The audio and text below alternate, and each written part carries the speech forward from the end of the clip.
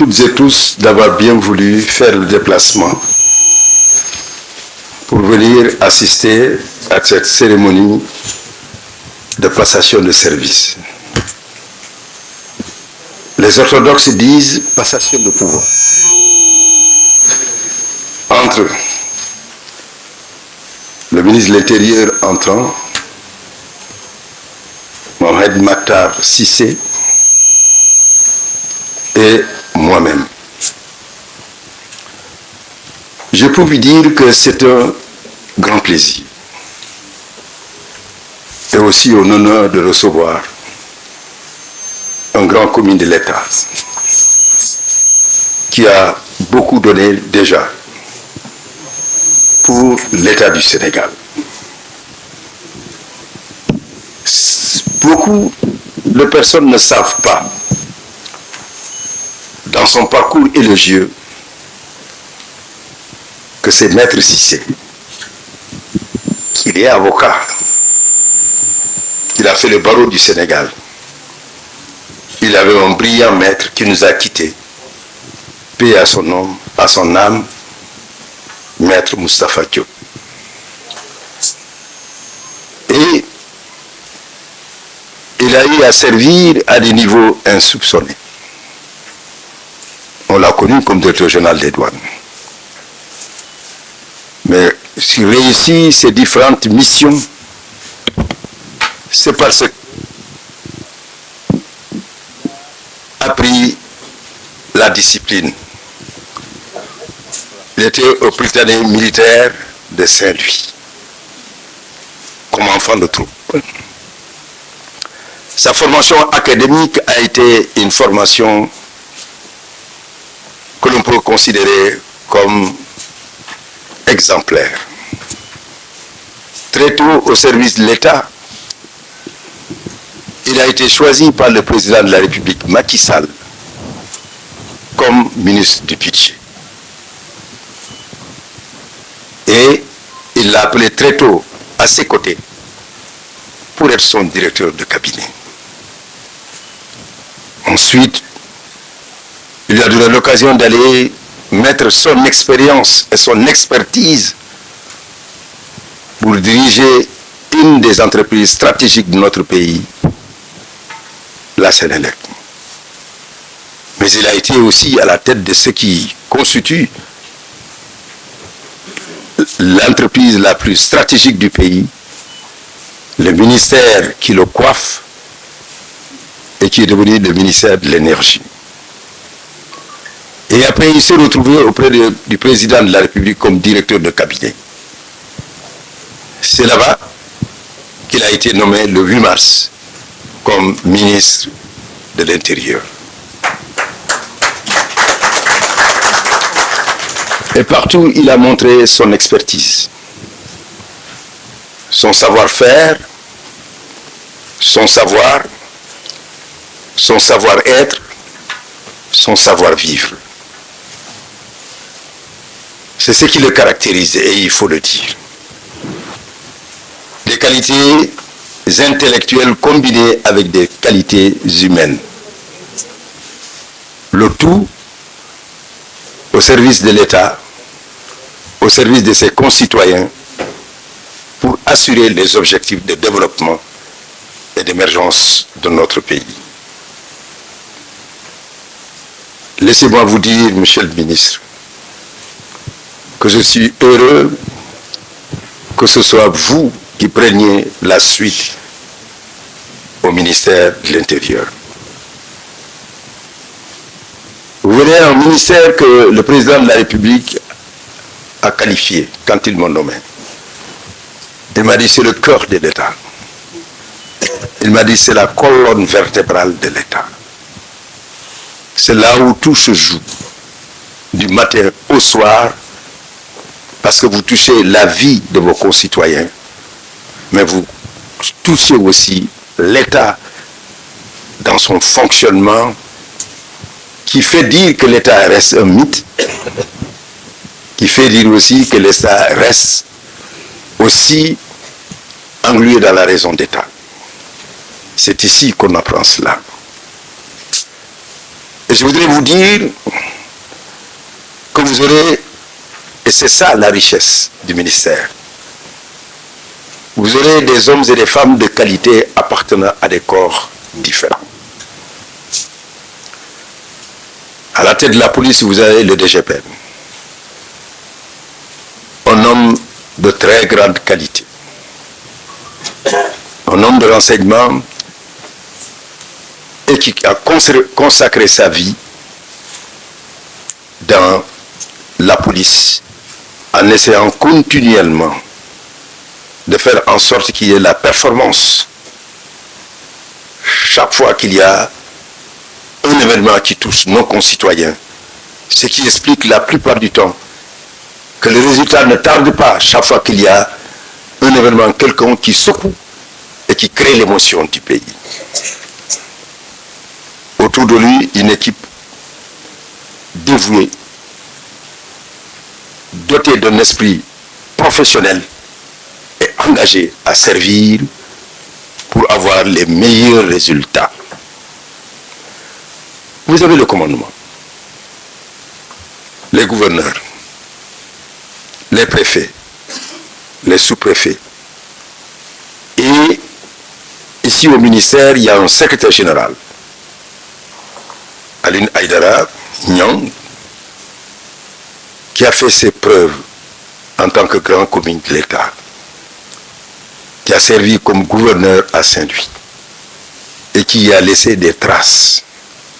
Pendant 6 ans et demi, cette ville qui fut la capitale de l'AEF et aussi la capitale de la Mauritanie. Il y a laissé des souvenirs mémorables. Et ici, en tant que secrétaire général, il a montré la pleine mesure de son expérience et surtout ses qualités d'organisation.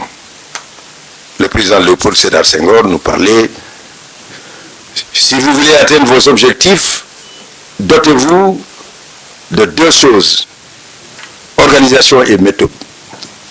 Et je pense que ces 2 éléments sont avec lui, ils ont été domptés, ce qui lui permet de mener à bien la tâche qui lui est confiée.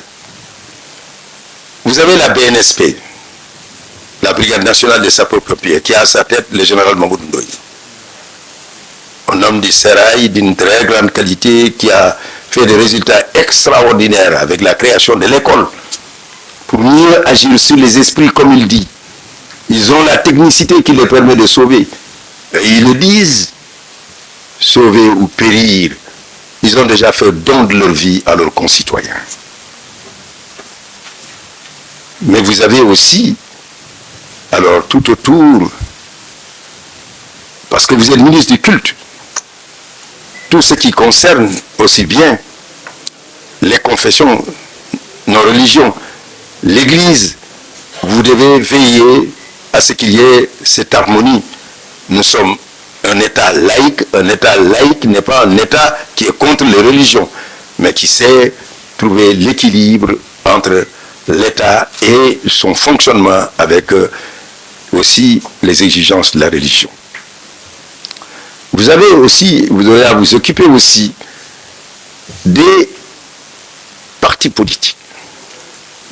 Vous êtes leur interlocuteur parce que c'est ici qu'ils viennent, qu'ils ont le récépissé.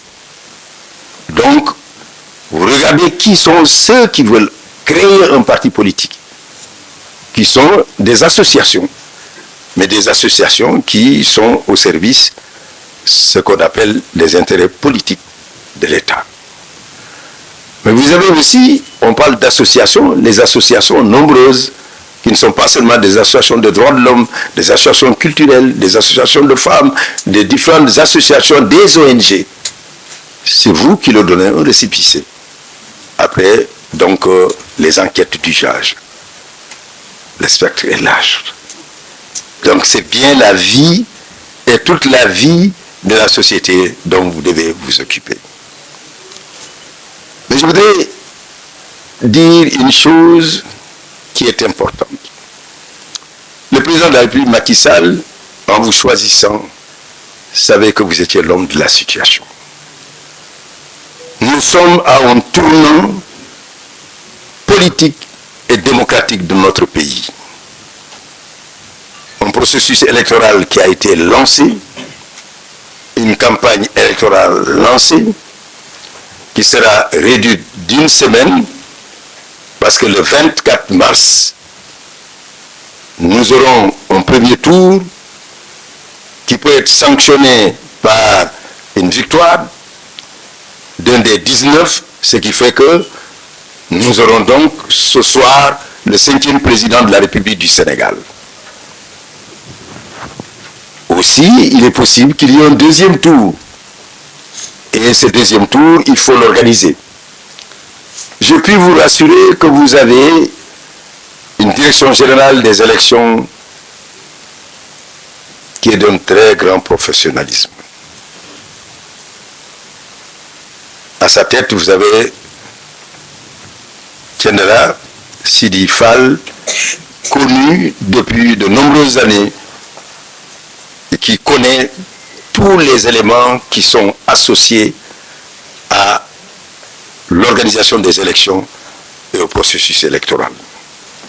Je puis vous assurer qu'à cet instant où nous parlons, il a acheminé sur l'ensemble du territoire national et à l'étranger tout le matériel électoral. Il y a des inquiétudes, je voulais rassurer les Sénégalais. Le matériel électoral est bien en place.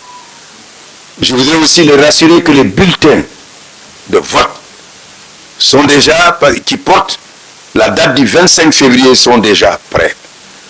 Et ces bulletins, alors, seront à la disposition des Sénégalais, des électeurs, lorsqu'ils doivent accomplir leur devoir citoyen le 24 mars 2024. Ce qui reste peut-être à acheminer, c'est peut-être des crayons, en tout cas je peux dire le détail, mais l'organisation pratique de l'élection est faite par la direction générale et qui se passe dans un esprit apaisé.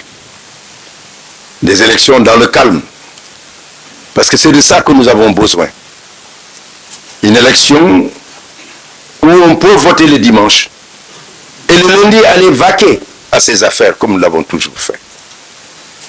C'est cela la tradition démocratique au Sénégal.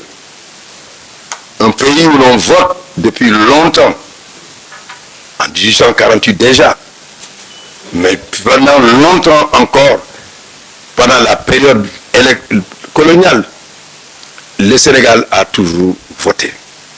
Et il a toujours été ainsi. Il peut y avoir une période préélectorale inflammatoire, mais après les élections, tout rentre dans l'ordre. Et je pense que vous y verrez, et je sais que vous ferez le meilleur de vous-même pour atteindre ces objectifs. Je voudrais vous dire que je pars rassuré. Je voudrais vous dire que lorsque je venais, je pensais que j'avais du temps ici. Mais ce fut court. Je vérifie que j'ai fait 4 mois et 23 jours au ministère. Mais ça a été un moment de bonheur. J'ai rencontré des hommes et des femmes de grande qualité, engagés, dévoués pour la cause publique, avec un esprit républicain, une capacité de gérer dans l'urgence et la pression les différents problèmes qu'il y a. Je voudrais vous dire merci. Merci de m'avoir accompagné, de m'avoir ouvert vos cœurs, de m'avoir ouvert votre esprit, de m'avoir montré votre engagement pour la République. Pour servir les concitoyens, on connaît mal la police, on connaît mal le commandement. Mais ce sont des corps qui sont au service de l'État du Sénégal. Et le matin, quand je les rencontre, je les vois toujours souriants, prêts à faire face. Et je garderai ce sourire avec moi en partant. Et je vous dis merci du fond du cœur de m'avoir permis de travailler avec vous, avec une telle intensité que le président de la République, Macky Sall, a jugé nécessaire de me faire confiance à mon nom Premier ministre du Sénégal. ministère de l'Intérieur de ma jig. Je voudrais donc dire bonne chance au ministre et la partie personnelle, c'est un frère. Un frère qui a toujours veillé sur moi. Je suis de loin le grand frère. Mais à chaque étape, il trouve nécessaire de me dire ce qu'il estime être nécessaire pour conduire les affaires de l'État. Je vous remercie. Et d'autres choses nous lient.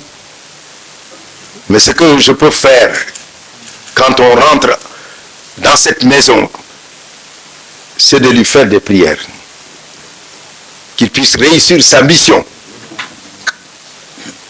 dans la paix, dans la santé, dans la longévité, et en bonne énergie, mais surtout en bonne synergie avec les hommes et les femmes qui peuplent ce ministère. Et je voudrais vous dire aussi que nous avions déjà dit ce que vous allez suivre vous-même, que les 19 candidats auront une protection de la police. Le DGPN a déjà pris les dispositions. Chaque candidat aura au moins 2 éléments du BIP. C'est pour qu'ils sachent qu'il y a une équité et une égalité de traitement sécuritaire de tous les candidats. Vous avez un grand ministre qui a fait ses preuves et je suis sûr qu'il apportera des progrès à ce ministère et qu'il travaillera en bonne intelligence avec lui, avec vous. Monsieur le ministre, Dieu vous protège. Vous avez remarqué qu'il a parlé sans papier et moi j'ai au moins 20 documents devant moi. Parce que je ne peux pas faire aussi bon que lui. Mais je vais essayer, en commençant avant de revenir à un discours un peu plus conventionnel, pour remercier toute l'assistance, les parents et amis qui sont venus de partout pour m'accompagner dans cette nouvelle mission que le président de la République vient de me confier. J'ai tout fait, mais il y en a qui ont failli marcher de Dagana ici. Bon, il y en a qui sont arrivés quand même. Mais je voudrais surtout m'arrêter sur les collaborateurs de la présidence de la République qui ont tenu à venir m'accompagner, notamment mon directeur de cabinet adjoint Demba Diouf, mais saluer la présence exceptionnelle parmi nous de quelqu'un qui doit bien connaître les lieux, M. François Collin, le ministre François Collin, inspecteur général d'État admis à la réserve, c'est pour ça que j'ai le privilège d'être doyen, qui sert encore à la présidence de la République au niveau du secrétariat général de la présidence de la République, un brillant et haut cadre de la République. Il est assis à côté de M. Samba Mané Diakhaté, qui est également un ancien de l'inspection générale d'État, et de l'illustre Mohamed El Moustapha Diagne, inspecteur général d'État, mais aussi ancien secrétaire général de la présidence de la République, ancien secrétaire général du ministère des Affaires étrangères et ancien ministre de l'économie, des finances et du plan. Le dernier du président Abdou Diouf avant qu'il ne quitte le pouvoir. Donc, nous avons le professeur Ba, qui est conseiller spécial du président de la République, mais également Ablaye Sali, qui est conseiller spécial du président, Ousmane Ba, conseiller spécial du président. Bref, une bonne partie du cabinet du président de la République et des collègues de l'inspection a tenu à m'accompagner. Donc je les remercie pour cela et je salue tous mes parents venus de Dagana, Tuaon ou d'ailleurs, de Dakar tout simplement et du Sénégal. Je ne peux pas tous les citer au risque d'indisposer le reste de l'assistance parce que le Premier ministre est roi à Tamba et s'il avait voulu remplir le ministère, voilà.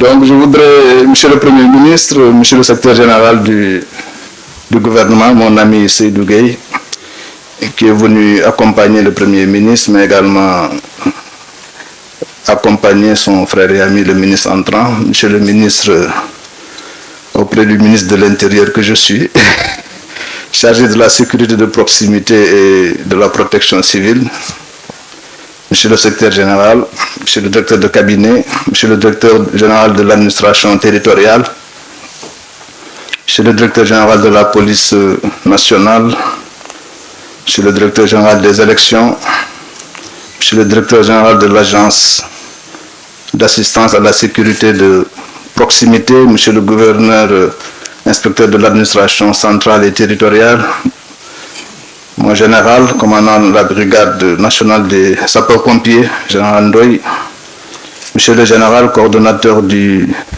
SUCO et mon cher ancien Tchaka. C'était mon chef de patrouille dans le mouvement Skoda. Donc, il me faisait chanter. J'espère que je pourrai le faire chanter à mon tour. Vous voyez, l'ancien, les voix du Seigneur sont insondables. Le bleu est devenu l'ancien. En tout cas, je suis content de vous retrouver. Ça fait un bon moment que je ne vous avais pas vu. Monsieur le directeur de la protection civile, Madame le directeur de l'administration générale et de l'équipement, Monsieur le directeur de l'automatisation des fichiers, de la DAF, Monsieur le directeur de la construction, Mesdames, Messieurs les chefs de service. Je voudrais, à l'entame de mon propos, j'ai déjà formulé une prière, mais reformuler une autre en rendant grâce à Dieu qui nous permet de vivre ce moment avec humilité, santé et dans la sérénité absolue. Parce que c'est par la confiance du chef de l'État, son Excellence M. Macky Sall, que j'ai occupé la fonction de directeur de cabinet que je viens de quitter. Et c'est assuré de la même confiance qu'il m'a confié une nouvelle tâche d'une importance cruciale pour notre nation. En tout état de cause, je considère que ma véritable mission, c'est la somme de mes missions au service de l'État du Sénégal. C'est donc avec une très grande marque de confiance pour ma modeste personne ainsi qu'une grande responsabilité sur mes épaules et celle de mes collaborateurs que vous êtes maintenant au sein de ce ministère important et stratégique pour la bonne marche de notre pays. Et j'espère, comme je dis, avec l'aide de Dieu et des collaborateurs que vous êtes au sein de ce ministère, honorer cette confiance. Mais je dois pouvoir compter, je l'espère aussi, sur le peuple sénégalais et les prières de chaque Sénégalais pour réussir cette exaltante mission. Monsieur le Premier ministre, vous remplacez à la tête de ce département et à la fois un honneur et un défi. Un honneur parce que vous êtes un illustre aîné, par l'âge d'abord, même si vous ne le faites pas. Je ne vais pas révéler votre âge, rassurez-vous. Mais les policiers, comme ils savent presque tout, ils savent déjà. Mais vous êtes également mon ministre aîné dans la profession d'avocat, vous l'avez rappelé tout à l'heure, vous étiez assez lié à mon maître de stage, maître Moustapha Diop, paix à son âme. Mais vous êtes mon aîné par votre antériorité ici à ce poste. Et je sais que je pourrai compter sur votre expérience et sur notre commune loyauté au chef de l'État. Vous remplacer est un défi parce que je vous sais compétent et loyal. Et le département qui désormais édifie un autre trait d'union entre nos destins, parce que vous êtes devenu le Premier ministre du gouvernement, exige un niveau élevé de rigueur. Et pour nous, la rigueur signifie tout simplement la loyauté à l'État, précisément à celui qui l'incarne et dont la vie ou la décision agit sur le destin de la nation. Le département que vous quittez pendant que j'y arrive est le cœur même de la nation, vous l'avez rappelé. Il est un garant de sa sécurité intérieure, l'agent principal de l'identification de ses enfants, en même temps que le régulateur de sa vie démocratique. Le temps que vous avez passé ici, Monsieur le Premier ministre, a révélé en vous des qualités exceptionnelles, celles dont je viens de faire état et bien d'autres encore, que je me garderai d'énumérer ici. Aussi longtemps que cela remonte dans ma mémoire, je vous ai connu d'une courtoisie exquise, d'une élégance à la fois morale et physique irréprochable. C'est le témoignage que je voudrais faire. Et en ce moment de passage de témoin, ma prière la plus intime est d'être digne de la confiance que le chef de l'État a placée en vous et en moi. Je prie le Tout-Puissant de me hisser à la hauteur des enjeux pour offrir à notre peuple le meilleur de ma volonté et de ma modeste expérience dans le service public. Mes chers collaborateurs, le destin nous a réunis pour une mission exaltante, celle qui permet de laisser des traces honorables dans la galerie du service public, c'est-à-dire du service au public. En traversant tout à l'heure la galerie des portraits, j'ai voulu commencer à compter, j'ai compté 29 je pense. Demain on va y ajouter son portrait, ça fera 30. Bon, il y a un redoublant parmi eux, que j'en connais. Donc on revient à 29, François, je suis désolé, votre papa a redoublé. Mais c'est un bon redoublement. C'est un redoublement d'excellence. Voilà. Et donc j'ai tout de suite pensé qu'après mon portrait sera accroché et donc je pense au moment de la sortie, de sortir. Quand on entre, il faut toujours penser au moment de la sortie. Ça permet de garder la ligne droite et la tête haute, mais surtout froide, pour ne faire que ce que l'on doit faire. Donc je suis à l'écoute de tous les collaborateurs qui ont et vous avez toute mon attention. C'est le premier message que je voudrais laisser. Et vous demander en retour d'être à l'écoute des autres et d'être aussi à leur service dans une posture républicaine irréprochable. Nous sommes tous des hauts fonctionnaires nourris au lait de la République et moi je n'ai appris qu'une seule chose, c'est servir la République. Des douanes, il l'a dit tout à l'heure, à l'inspection générale d'État, en passant par les cabinets ministériels, je me suis toujours évertué avec l'imperfection qui caractérise toute œuvre humaine à être à la hauteur de la charge confiée pour le bien commun. Il reste évident que le plus important reste le Sénégal. Notre chère terre, car son existence préexiste à la nôtre. Le président de la République a l'habitude de répéter « Nous sommes parce que le Sénégal est ». Je suis un soldat dans l'âme, prêt à servir là où c'est nécessaire, avec toujours le même engagement. Notre cher pays a besoin d'être rassuré. Nos concitoyens veulent continuer de vivre dans la cohésion, monsieur le Premier ministre national, hérité de nos anciens. Et c'est la mission que le chef de l'État nous a assignée. C'est donc avec cet esprit républicain chevillé dans cette conviction de modestie et d'humilité que je prends avec vous le flambeau pour relever les immenses défis qui sont devant nous. Et naturellement, je suis assuré de pouvoir compter sur vous dans le même élan républicain pour remplir pleinement la mission qui est la nôtre. Les directions générales ici présentes à l'échelon le plus modeste de la hiérarchie administrative. Chers collaborateurs, nous expérimentons dans le monde, et vous le savez mieux que moi, plusieurs crises, dont la plus importante est sans nul doute celle relative à la sécurité. Sous ces différentes coutures, un peu partout à travers le monde, nous assistons à une montée des périls de toutes sortes, y compris dans les démocraties les plus avancées. Ces périls ont pour nom terrorisme, cybercriminalité, trafic de stupéfiants, porosité des frontières, sophistication de la criminalité, complexification des méthodes des délinquants, montée des extrémismes. Ces nouveaux défis appellent de notre part de nouvelles formes d'adaptation ainsi que de nouveaux outils de lutte pour faire face et protéger ainsi notre société. Je sais que vous le savez mieux que moi, mais le rappel est pédagogique et comme la tâche est immense, je ne cesserai de vous le répéter. Je sais que vous êtes aussi pleinement conscient que nous nous trouvons à une période charnière de la vie politique de notre pays, avec la tenue de l'élection présidentielle prévue le 24 mars prochain.